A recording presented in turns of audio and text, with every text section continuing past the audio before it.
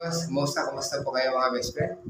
Ang video natin gagawa tayo, sasagot tayo, or gusto kong ma-inform kayo, no? Ma-inform kayo sa mga kung ano-ano bang mga yung mga gamit ng mga phone shop, mga tools na ginagamit nila para i-test yung mga alahas ninyo. Para alam niyo po mga best, kasi alam naman natin, kapag nagsanla kayo, yung alahas ninyo, pinapasok sa loob yung iba naman nasa harapan nyo nga pero hindi nyo nakita kung anong paraan, anong test ang ginagawa nila sa mga alahas ninyo. Minsan nagugulat na lang tayo.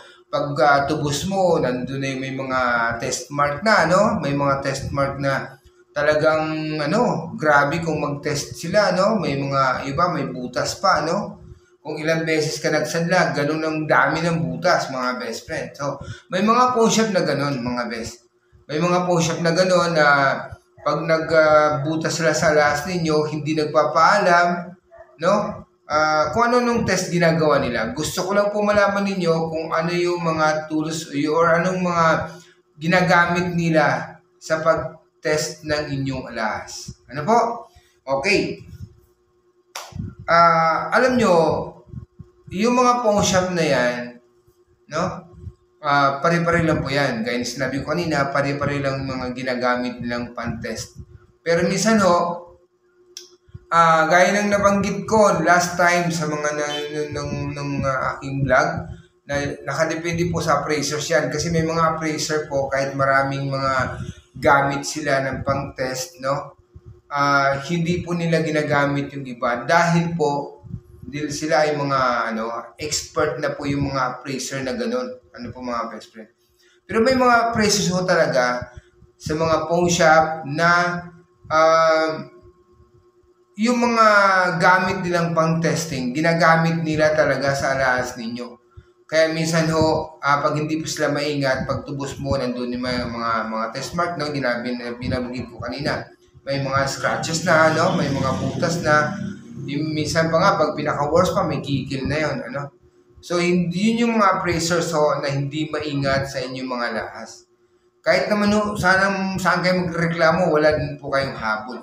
Dahil talagang karapatan ng phone shop yan na itetest na ang inyong alahas, no?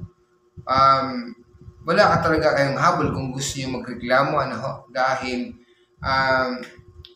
yan ay approve po yan talaga yan na ganun ang paraan ng pag-test nila, mga best friend.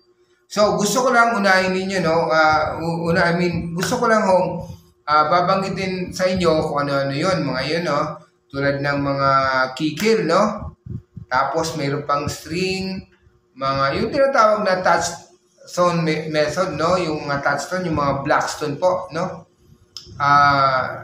Yung kinis-kis sa bato, Nakikita naman natin yun. Tapos, may mga yung iba naman ginagamitan nila ng sandpaper.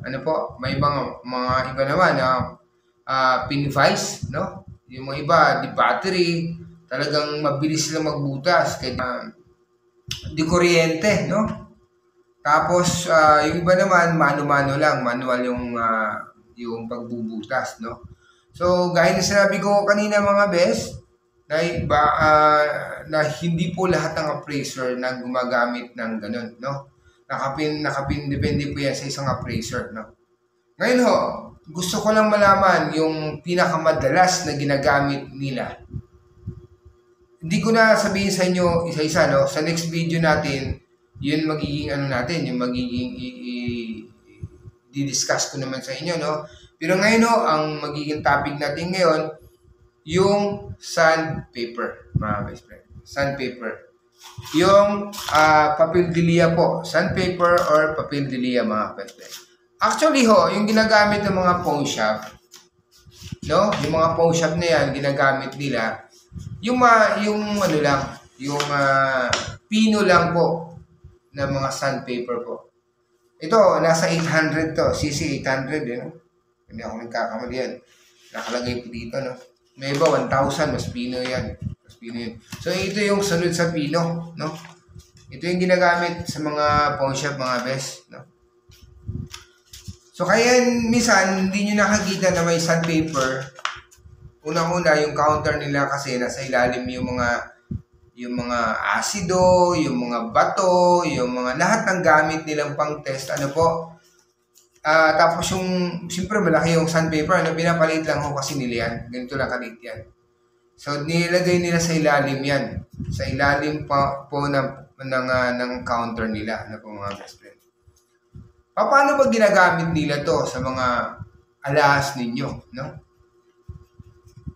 Sa mga appraiser po, na talagang mahilig gumamit sa mga ganon, o lalong-lalo po yung sandpaper, ano bang paano ginagawa nila to? Di ba alam naman natin, kinikis-kis nila yan. Blackstone mga best friend. Yan. Yung bato na to mga best, lahat ng alahas ninyo, itong alahas na to, kinikis-kis talaga nila dito sa bato mga best. Bakit kinikis nila? Kasi inaalam nila ang kilatis ng inyong jewelry. Kaya kinikis po talaga nila yan mga best. Para malaman nila kung anong kilatis. Kung 14K, 18K, or 21, ano mang kilatis yan mga best. So kinikis nila yan. After lang kiskisin yung mga best, lalagyan nila ng asido yan at papatakan ng ash, no? Mga abo po, lalagyan ng abo yan para malaman po ang purity or yung kilatis ng inyong alahas mga best. Pero paano ba na isingit natin dito yung sandpaper? Ito po mga best. Ang ginagawa ko kasi ng pawn shop, no? Bago nila ikiskis dito sa Blackstone mga best, dadaan mo na sa sandpaper yan. Dadaan mo na sa sandpaper yung mga best. Ayan. Kikis-kis nila sa sandpaper to. Pagkatapos papansin nyo ba, minsan, yung may ibang appraiser, pag kiskis nila, tapos tinitingnan nila yung pinagkikiskisan. No? Tapos, ginagamitan na nila ng loop lens. Ano po mga best? Pagkatapos na ng kiskisan, ganyan, ginagamitan po nila ng loop lens mga best. So, pag kiskis nila, sa sandpaper, sinisilip nilang ganon. Bakit ko sinisilip lang ganon? Para makita nila kung talagang yung loob nung after ng sandpaper na ikiniskis sa sandpaper yung alahas ninyo. Titingnan nila yan sa loop lens kung talagang ginto hanggang sa may ilalim. Pero kung hindi talaga sila na-satisfy pa dyan, doon ginagamitan nila ng mga pin vise, no? Binubutasan, ano po, ganon. Tapos yung iba, kinikikilan pa, ano po. Papakita ko sa inyo sa next video kung paano ginagamit nila yung mga yun, no? Pero sa ngayon, sandpaper po ang topic natin, no? Kiskisin nila yung mga best. Ang worst lang dito mga best friend. Yung iba kasing appraiser, minsan wala silang pakialam, no? Na yung damdamin ng isang pawner, no? Kasi pag kiniskis nila yan mga best friend, magkakaroon ng scratch yung scratch yan, no? Magkakaroon ng test mark yan, scratch, no? Mangyayari kasi dyan, siyempre papangit yung alahas ninyo dahil magkakaroon siya ng yung pinagkikiskisan doon sa sandpaper, mga best. Tapos yung iba, basta kiniskis lang din nila dito sa Blackstone. Pero pag kiniskis na sa Blackstone yung mga best friend, kahit pa paano, yung pag tumama dun sa pinagkikiskis na sandpaper, kumikinis din ulit yung pinagkiskisan nila sa sandpaper. Kaso lang ho, hindi po lahat. So may part pa rin na hindi siya kumikinis, no? Kasi mas kumikinis kasi pag tinatamaan ng Blackstone, no? Kasi compare dito sa sandpaper mga best friend. Yung iba kasi kasi alam niyo mga best, no? Dati kasi binanggit ko sa inyo, no? Nasa pawn shop operations ako, no? Hindi ko lang sabihin sa inyo kung anong kumpanya yon. Pero yung kumpanyang yun, na pinanggalingan ko, talagang tinitrain kami paano namin pangalagaan yung inyong alahas. Ano po? Itong binabanggit ko ngayon, yung mga appraisers talaga na masyado silang walang pake, no? Sa mga alahas ninyo. Ang ginagawa nga, pagkiskis sa sandpaper, diretso sa may Blackstone, yun lang. Tapos, pag matest na nila, malaman na nila kung anong kilatis, okay na sa kanila. Wala na silang pakialam doon kung ano yung damage na nangyari dito sa alahas ninyo. Pero ako, before mga best, no? Ako, Pagka hindi naman every na may magsanla sa akin, gagamit ako ng sandpaper. May mga time po na gumagamit ako ng sandpaper pag medyo doubtful ako, no? Nagdududa ako sa isang item, no? Ginagamitan ko ng sandpaper, ano po mga best? Pagka nakita ko may scratch dyan, no? Sa sandpaper, pinapakinis ko muna yan. Pero hindi ko pinapakita sa customers, no? Na mga ganun, no? So, nilihim ko siyang pinapakinis. Binabalik ko sa dati. Yung meron talaga akong, yung pampakinis talaga. Kinis ulit, tapos talagang i-wrap ko siya talagang, hanggang mawala na yung, yung pinagdaanan dun sa, yung scratch dun sa gawa ng sandpaper, mga best. Ganun po, mga best friend. No? Kasi syempre, iniingatan din natin yung mga alahas nila. Yung time na yun, mga time ko, mga best friend. Kaya yun po, gusto ko i-share sa inyo, mga best. Kaya para sa akin, mas maigi na po kapag magsanla kayo sa isang pawn shop na. Halimbawa, nagsanla na kayo, may suki na kayo. Hanggat maaari po, doon na kayo pabalik-balik. Kasi para yung alahas ninyo, hindi na laging ititest yan. Mangyari lang pong ititest ulit yan kapag iba naman ang appraiser. Best. Pero talagang may mga appraisers to talaga, kahit ipabalik-balik mo ulit-ulitin sa kanila yung item na isasanla mo sa kanila.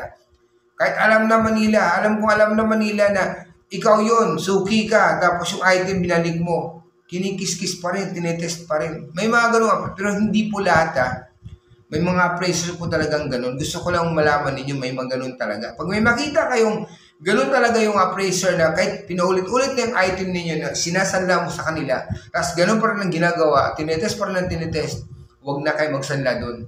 Dahil, kumbaga, yun yung appraisers na, wala silang paki doon sa alahas ninyo, mga best friend. No?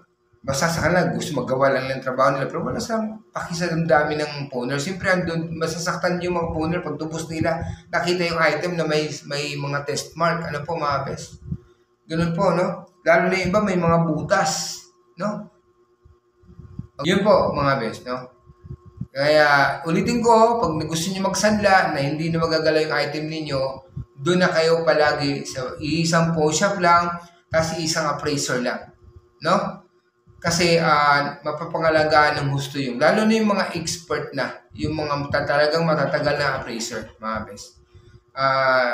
Talagang hindi paulit-ulit pa mo mang isanla yung item mo sa kanila, hindi na nila itetest yan. So, hindi na magkakaroon ng mga test mark yan, mga best. Ayan na po muna, mga best. Gusto kong i-share sa inyo. Sa sunod na video natin, mga best friend, sasabihin ko naman sa inyo kung paano ginagamit ang kikil. Pakita ko sa inyo gaano kalaki ang kikil na ginagamit nila. May mga talagang karamihan sa pawn shop, gumagamit ng kikil yun. Yan ang susunod nating pag-uusapan. Kung paano at gaano kalaki ang kikil na ginagamit at kung paano sila magkikil, mga best. At kung ano-anong item yun. Okay? Salamat po sa inyong matyagang panunod sa video kong ito. Hanggang sa muli po, mga best friend. Bye-bye.